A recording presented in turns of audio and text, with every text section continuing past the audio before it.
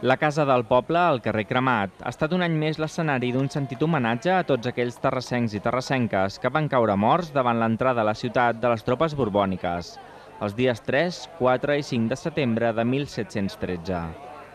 Recordar les víctimes de Felip V i ajudar a que les noves generacions coneguin aquest capítol de la història de Terrassa són els principals motius d'un acte que ha reunit nombrosos membres i simpatitzants, tant de l'agrupació local d'Esquerra Republicana de Catalunya com de les joventuts d'Esquerra Republicana de Catalunya. Precisament el portaveu comarcal de les joventuts, Carles Caballero, ha estat el primer en dirigir-se als presents. Tant ell com el president de l'agrupació local, Carles Massaller, han recordat la necessitat de continuar lluitant pels drets de Catalunya davant dels atacs que, diuen, encara arriben des d'Espanya. Aquí s'ha parlat molt de l'11 de setembre, això ja el coneixem, del 1714, de la Guerra de Successió, però els fets propis de la nostra ciutat, de Terrassa, el 1713, han passat bastant desapercebuts.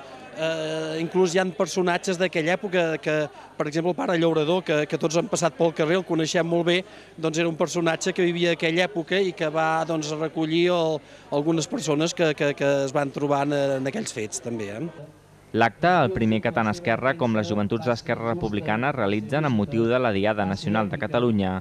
ha inclòs la tradicional ofrena floral a la placa commemorativa que recorda els esdeveniments succeïts durant aquells fatídics 3 dies de setembre de 1713.